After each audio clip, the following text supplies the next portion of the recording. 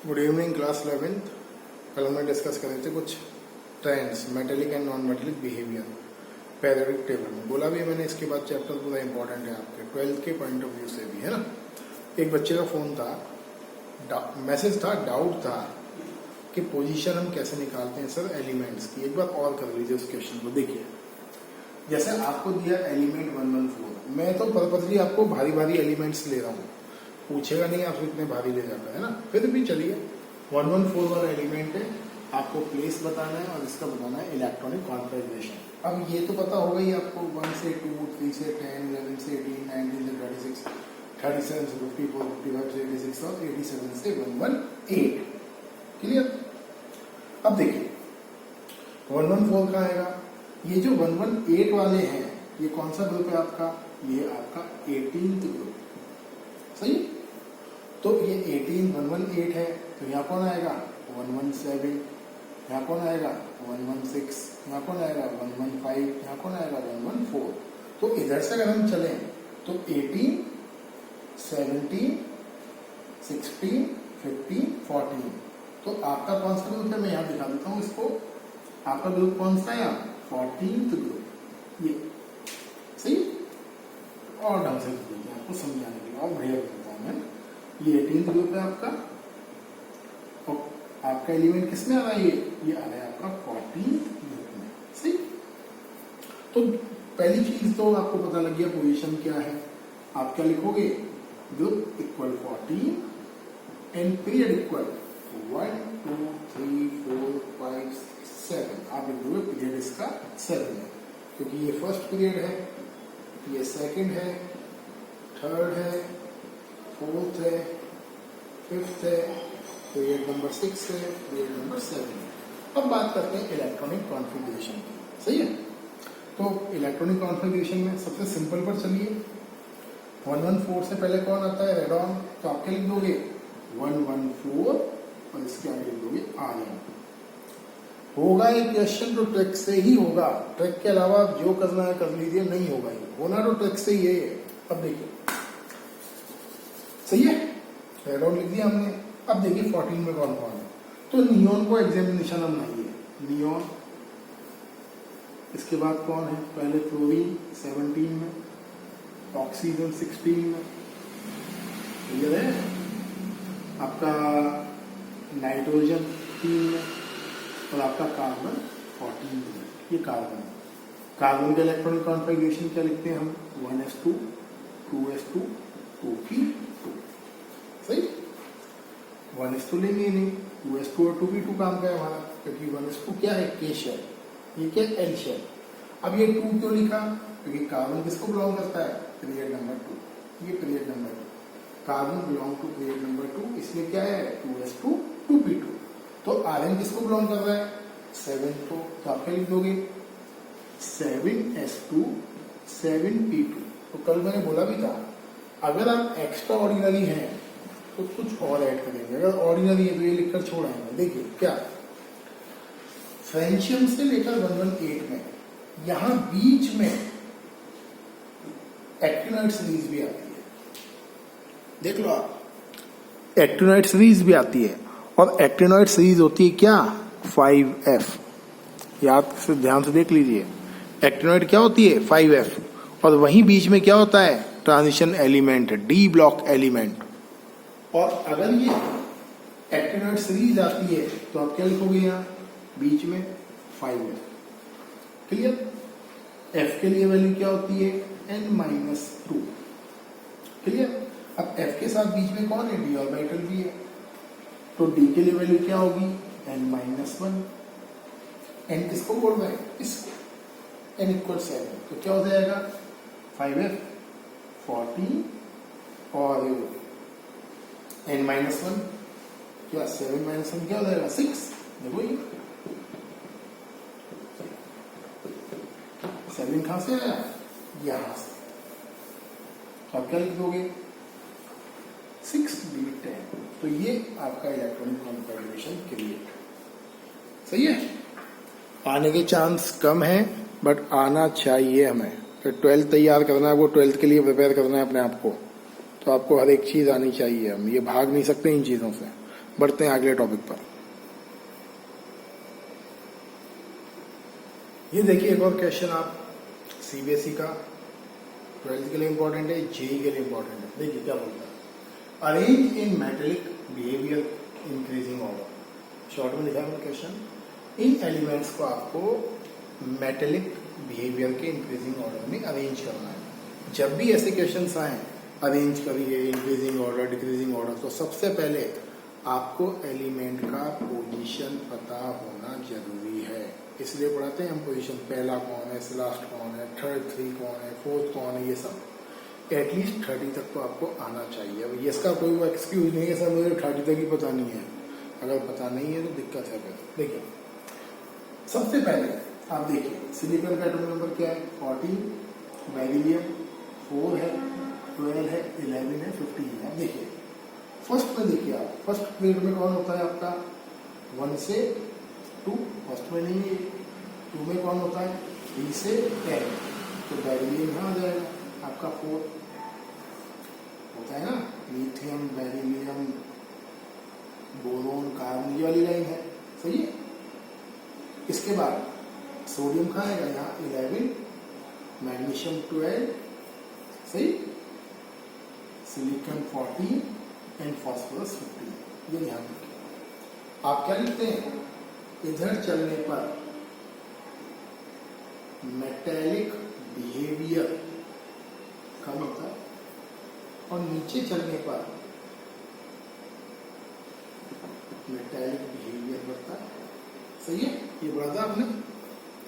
Left to right चलने पर metallic behaviour कम होता है और टॉप से बॉटम चलने पर मेटेलिक बिहेवियर बढ़ता है। देखिए अब क्वेश्चन आएगा दिमाग में, सोडियम की वैलेंसी +1 है, Mg की वैलेंसी +2 है, बेरिलियम भी +2 शो करता है, मतलब ये तो मेटल है। ध्यान से देखिए टफ क्वेश्चन है, ये सारे क्या है आपके मेटल है। सिलिकॉन कोवैलेंट बॉन्ड बनाता है, इसकी वैलेंसी 4 है, फास्फोरस की -3 है, ये भी या कई बार ये -5 भी शो करता है, या फिर ये कोवैलेंट बॉन्ड बनाता है, सही। चलिए इसको भी लगाएंगे, इसकी वैलेंसी या तो 3 है या 5 है, मतलब ये भी कोवैलेंट बॉन्ड बनाता है। अब देखिए ये दोनों इधर है, तो ये क्या हो गया फास्फोरस सबसे ज्यादा नॉन मेटेलिक, इससे कम नॉन मेटेलिक सिलिकॉन। याद समझना, अब ये इंपॉर्टेंट है। तो हम बात करते हैं सबसे कम मेटेलिक कौन है फास्फोरस, बिकॉज ये बिल्कुल इस तरफ है, सबसे कम मेटेलिक नॉन मेटेलिक होता है ये, इससे ज्यादा मेटेलिक सिलिकॉन। अब आते हैं यहाँ इन तीनों में कौन कम मेटेलिक है। तो अब देखो टॉप से बॉटम चलने पर मेटल का बिहेवियर बढ़ रहा है, तो सबसे खराब मेटेलिक कौन होगा इन तीनों में, बेरिलियम। तो आप क्या लिखोगे बेरिलियम। बेरिलियम से अच्छा मेटेलिक, अब ध्यान दीजिए इन दोनों में से देखिए कौन अच्छा मेटेलिक है। आपने क्या बोला, left to right metallic behaviour decrease, तो राइट टू लेफ्ट क्या होगा, मेटेलिक बिहेवियर इंक्रीज। तो इन दोनों में खराब मेटल कौन है, मैग्नीशियम। तो ये मैग्नीशियम, और सबसे बेस्ट मेटल कौन है, सोडियम। ये इसका इंक्रीजिंग ऑर्डर है, सही है। ये टफ मैंने इसलिए लिया है ताकि आपको क्लियर हो चीजें, क्योंकि हर बार अभी थोड़ा निकलना भी हमें अपने शेल से, 12th के स्टैंडर्ड को मीट करना है हमें। तो सबसे कम मेटेलिक ये, उससे अच्छा मेटेलिक ये, उससे अच्छा मेटेलिक ये, इससे अच्छा ये, इससे अच्छा ये। और सिंपल है, इधर नॉन मेटल का बिहेवियर बढ़ेगा तो मेटल का बिहेवियर कम होगा, इधर क्या बढ़ेगा मेटल का बिहेवियर, इधर क्या बढ़ेगा मेटल का बिहेवियर। कल का जो लेक्चर है वो देखोगे क्लियर हो जाएंगी चीजें। बढ़ते हैं आगे।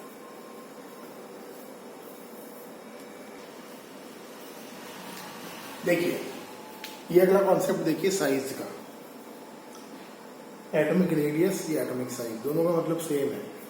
क्या होता है एटॉमिक रेडियस का definition, distance between nucleus and outer shell of an atom. किसी एटम के न्यूक्लियस और आउटर मोस्ट शेल के बीच का जो डिस्टेंस है उसको हम बोलते हैं एटॉमिक रेडियस या एटॉमिक साइज। एटॉमिक साइज का मतलब ये नहीं है कि आप पूरा डायमीटर ले लो, एटम इतना बड़ा है, हमें उसके साइज से मतलब नहीं है, हमें उसके रेडियस से मतलब है। मतलब जितना ज्यादा एटम का रेडियस होगा उतना ही बड़ा क्या होगा आपका एटम होगा। तो एटॉमिक रेडियस और एटॉमिक साइज का डेफिनेशन क्या है, सेम डेफिनेशन है, distance between nucleus and outermost shell is called atomic size या रेडियस। आपको ऑलरेडी कॉन्सेप्ट आता है 10th में, बड़ा हुआ। देखिए, when we go left to right, electrons fill same shell, therefore nuclear force of attraction increase and size of atom decrease। वो 10th वाला है। टॉप से बॉटम चलोगे, न्यू शेल ऐड होगा और न्यू शेल ऐड होने की वजह से एटम का साइज इंक्रीज होगा। तो पुराना ही है, कोई दिक्कत नहीं है इसमें, मेरे अकॉर्डिंग कर लोगे, है ना, सही है। अब बात करते हैं कितने टाइप के रेडियस होते हैं। डिफरेंट टाइप की रेडियस होती है, atomic radius, ionic radius, metallic radius, ये सब। तो ये सब बता रहा हूं, देखिए आप।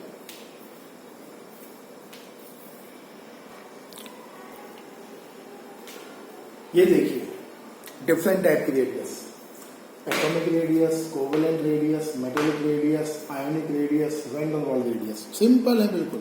क्या है, एटम तो बताया क्या मैंने, distance between nucleus and outermost shell of an atom is called atomic radius, जिसको हम बोलते हैं एटॉमिक साइज।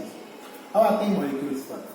सपोज आपके 2 एटम्स के बीच में क्या बना हुआ है, कोवेलेंट बॉन्ड बना हुआ है। कोवेलेंट बॉन्ड क्या है, ये न्यूक्लियस ए और न्यूक्लियस बी के बीच में। तो आपको करना क्या है, the half of the distance between the nucleus of 2 atom which are bonded by covalent bond, मतलब ऐसे 2 एटम जिनके बीच कोवेलेंट बॉन्ड है, उसके न्यूक्लियस के बीच के डिस्टेंस के हाफ को हम बोलते हैं कोवेलेंट रेडियस। डेफिनेशन आ सकता है, बाकी कहीं काम नहीं है।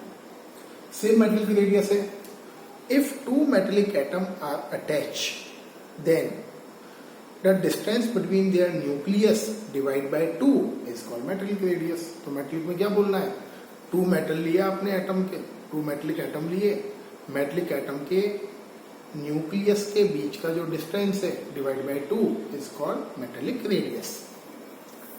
आयनिक में क्या है, ये कैटायन, ये एनायन। कैटायन हमेशा एनायन से छोटा होता है, क्यों होता है, अगले लेक्चर में बताऊंगा। तो देखिए, कैटायन और एनायन के न्यूक्लियस का distance divide by 2 is called ionic radius. ये काम का है, वैन डेर वाल्स रेडियस। देखिए, सपोज आपके पास 2 मॉलिक्यूल्स हैं, ये Cl2 मॉलिक्यूल, ये Cl2 मॉलिक्यूल, क्लियर। इन Cl2 मॉलिक्यूल के 2 एटम्स के बीच का distance divide by 2 is called van der Waals radius. अब जरूरी नहीं है कि ये दोनों मॉलिक्यूल एक दूसरे को टच करें, हो सकता है मॉलिक्यूल टच भी करें, हो सकता है ना भी करें। कुछ मॉलिक्यूल एक दूसरे को टच करते हैं, कुछ मॉलिक्यूल नहीं भी करते हैं। मॉलिक्यूल क्या होते हैं, फ्रीली एग्जिस्ट इन नेचर। जैसे ऑक्सीजन का मॉलिक्यूल है, रैंडमली मूव कर रहे हैं 2 मॉलिक्यूल। तो अगर आपके 2 मॉलिक्यूल ये हैं, तो इसके और इसके एटम के बीच का डिस्टेंस डिवाइड बाय 2 हम क्या बोलते हैं, वैन डेर वाल्स रेडियस। तो डेफिनेशंस आ सकती हैं, बाकी कुछ है नहीं। एक क्वेश्चन और करते हैं, उसके बाद वीडियो लेक्चर पैक करते हैं।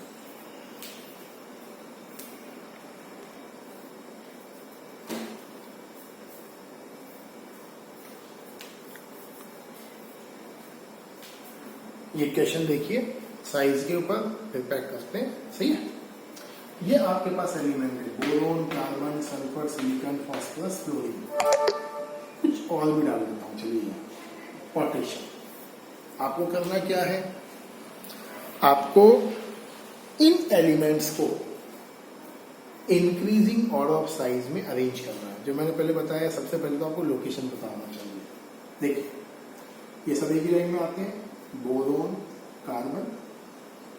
दूसरी लाइन में कौन कौन है, फ्लोरीन, फ्लोरीन पे है, फ्लोरीन, बोरोन हुआ, कार्बन हुआ, फ्लोरीन हुआ। अब देखिए कौन आएगा, सिलिकॉन, फास्फोरस, सल्फर इस लाइन में आएंगे, पोटेशियम इसके नीचे आएगा, सही है। तो ये अलग अलग लेयर्स के मेंबर है। और आपने क्या लिखा, when we go left to right size क्या होगा, decrease. When we go top to bottom size क्या होगा, इंक्रीज। तो अब देखिए, इधर चलने पर साइज क्या हुआ, डिक्रीज। ऊपर से नीचे आने पर साइज क्या हुआ, इंक्रीज। मतलब सबसे छोटा कौन है, सल्फर, सॉरी फ्लोरीन। सबसे छोटा कौन है, फ्लोरीन। और सबसे बड़ा कौन है, पोटेशियम। तो देखिए, सबसे छोटा फ्लोरीन है, फ्लोरीन से बड़ा कार्बन, कार्बन से बड़ा बोरोन, बोरोन से बड़ा सल्फर, सल्फर से बड़ा फास्फोरस, सबसे बड़ा सिलिकॉन और इससे भी बड़ा कौन? पोटेशियम। देखिए, तो ये सबसे छोटा है और ये सबसे बड़ा है। तो आप क्या लिखोगे ऑर्डर? फ्लोरीन से बड़ा कार्बन, कार्बन से बड़ा बोरोन, बोरोन से बड़ा सल्फर, सल्फर से बड़ा फास्फोरस, फास्फोरस से बड़ा सिलिकॉन, सिलिकॉन से बड़ा पोटेशियम। सही है? तो ये सीक्वेंस है आपके एटॉमिक साइज के या फिर रेडियस का। सिंपल है, ये फॉलो करना पैटर्न। सबसे छोटा, बड़ा, फिर छोटा, फिर ये बड़ा। यहां से यहां नहीं आना है, ये तो बड़ा है, अगर आप यहाँ आए तो रॉन्ग हो जाएगा, क्योंकि ये इससे बड़ा है, ये बड़ा है किससे? सल्फर से, सिलिकॉन। तो आपको यहाँ आना है, फिर ऐसे चलना है। पैटर्न ध्यान रखोगे तो पैटर्न नहीं है सब कुछ। पैटर्न अगर क्लियर है, और ये जो चैप्टर है ये 12th का बैकबोन चैप्टर है। 12th में आपके 11th में तो बहुत कम बच्चे हैं, क्योंकि वो कम इसलिए है क्योंकि कोविड की वजह से कई लोग सोच के बैठे हैं फेल तो होना नहीं है, पास तो ही जाना है। सब हो जाओगे पास, नहीं भी पढ़ोगे तो भी होना है, बट 12th में क्या लेकर जाओगे? 12th में क्या होगा भाई? 12th में बहुत सारे बच्चे आए हैं, करीब 57 या 58 स्टूडेंट्स 12th में है। प्रॉब्लम कहाँ है? 11 ढंग से पढ़ाई नहीं, पर 12th में कोई 11 पढ़ाने नहीं बैठता है कि आपको सब डिटेल में बता देगा 12th में।